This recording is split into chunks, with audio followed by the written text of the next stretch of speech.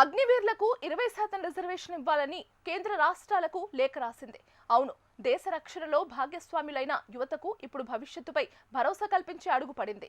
అగ్నిపథ్ పథకం ద్వారా సైన్యంలో చేరిన అగ్నివీర్లు 4 ఏళ్ల సేవ తర్వాత బయటకు వచ్చినప్పుడు వారి జీవితాలు ఎలా ఉంటాయి అనే సందేహాలు చాలా మందిలో ఉన్నాయి.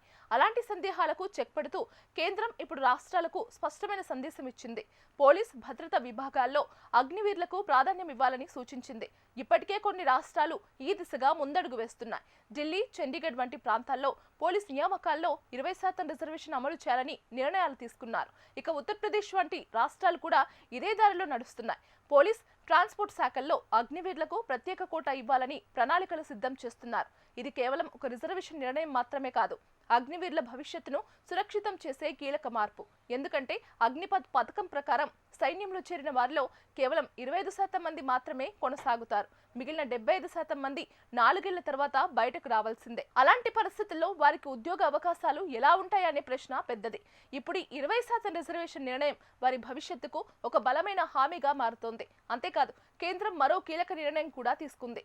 సిఏపిఎఫ్ బలగాల్లో కూడా అగ్నివీర్లకు పెద్ద ఎత్తున అవకాశాలు కల్పించాలని ప్లాన్ చేస్తోంది. ఇది అమల్లోకి వస్తే దేశ రక్షణలో పనిచేసిన యువత తిరిగి భద్రతా విభాగాల్లోనే ఉద్యోగాలు పొందే అవకాశం ఉంటుంది. ఇది ఒక విధంగా చూసుకుంటే సైన్యం నుంచి పోలీస్ వరకు ఒక సురక్షిత కెరీర్ మార్గం అని చెప్పవచ్చు. ఇక ఈ నిర్ణయంపై ప్రజల్లో కూడా మిశ్రమ స్పందన కనిపిస్తోంది. కొంతమంది దీనిని మంచి నిర్ణయంగా స్వాగతిస్తుంటే మరికొందరు మాత్రం పూర్తి స్థాయి భరోసా కావాలని కోరుతున్నారు. అయితే ఒక విషయం మాత్రం స్పష్టం, అగ్నివీర్ల భవిష్యత్తుపై ప్రభుత్వం ఇప్పుడు ప్రత్యేక దృష్టి పెట్టింది. ముందు ముందు ఈ రిజర్వేషన్ శాతం ఇంకా పెరిగే అవకాశాలు కూడా ఉన్నాయని సమాచారం.